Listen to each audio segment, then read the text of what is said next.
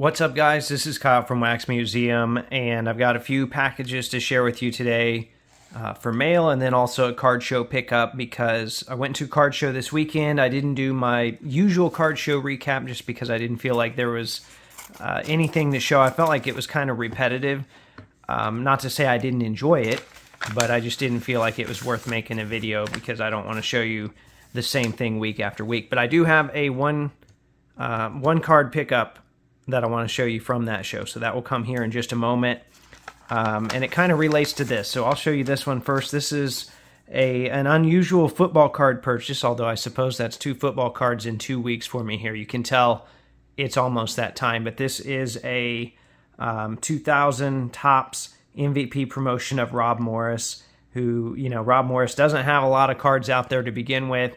And this was the MVP promotion. Basically, if he won, you know, some sort of statistical MVP category or MVP that Topps designated that week, you could send this in and you could get some sort of MVP redemption set. Well, needless to say, Rob Morris did not win that.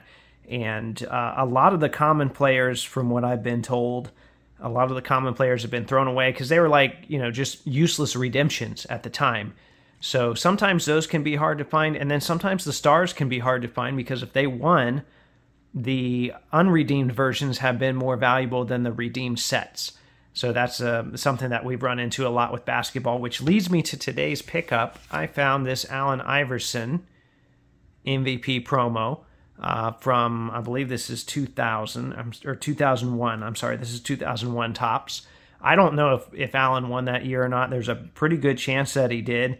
I'd have to look it up. But anyway, so you've got both ends of the spectrum. These were worthless because, you know, the player didn't have any chance. A lot of people threw them away.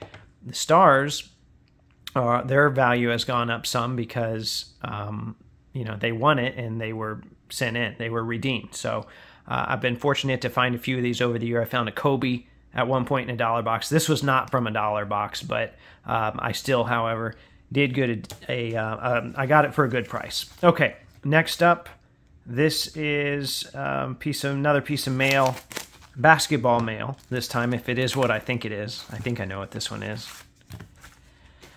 And this is one that I have seen many times over the years. It's still a little bit tougher to find, but I have not purchased it over the years because it was a sticker autograph. Well, I'm finally letting that go because Ron Artest doesn't have a lot of Pacers autographs, and this is one of the last ones that I needed. So I decided, you know what, I don't see these very often anymore, so I should probably pick it up when I see it, and I think I got it for under 20 bucks. So the only Pacers Ron Artest autographs that I know of that I have left are some of the pretty tough ones. Like there's a trio, I think it's UD Ultimate, numbered to 10, that's got, I want to say it's David Robinson, Hakeem Olajuwon, and Ron Artest.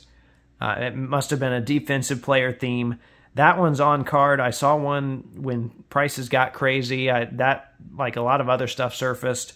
It was like 400 bucks, and I passed on it, and I'll probably never see another copy. But anyway, I'm not missing too many Ron Pacers autographs, so I definitely needed to land that one. Okay, big purchase of the week. This is one I've been very excited about. You see the eBay authentication here.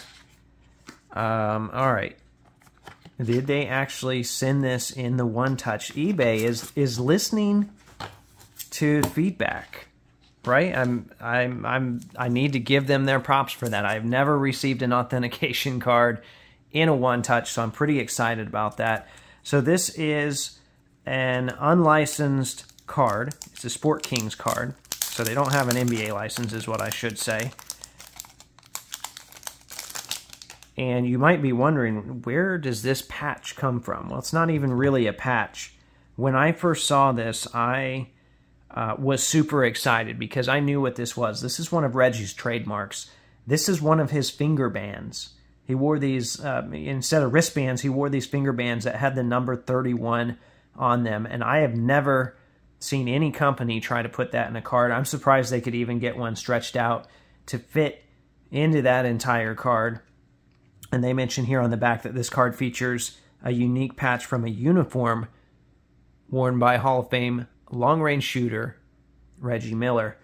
And, you know, when this one showed up, like I said, I was very surprised to see that it was the finger band.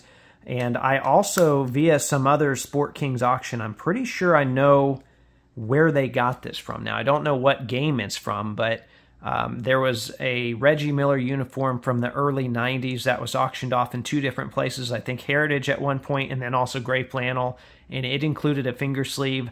I've matched the logo man up to the mesh holes of the logo man on the shorts up to a Sport Kings logo man that keeps getting relisted on eBay. So I believe it's from the same auction. Doesn't really tell me what game this is from, and that's going to be nearly impossible to figure out, but was really excited to get this. And there are some game-worn people out there that if they knew the full story behind this, they would probably cringe, because at the same time that this was listed, there was an actual, you know, it was listed as a game-worn finger band. There's no certificate of authentication with it, but it cost it cost less than what I paid for this card. So there are all these people out there that say, just go buy the game-worn item. Well, guess what? I don't collect game-worn items. I collect cards. So that's kind of the route that I went with this one. And, you know, even though there's no picture of Reggie on here, super happy to pick this one up. And this will be another great addition to my Reggie PC. And they keep coming, right? They keep showing up, and I'm going to keep grabbing them. Thankfully, I've been positioned into a spot where I can. So anyway, I'll quit talking. I got a lot to say. I could keep going on about this. I might even make another video about this showing the auction that I talked about. But there you have it. I hope you enjoyed that. Remember, there are new episodes of the audio podcast that come out every Thursday. And as always, thanks for watching.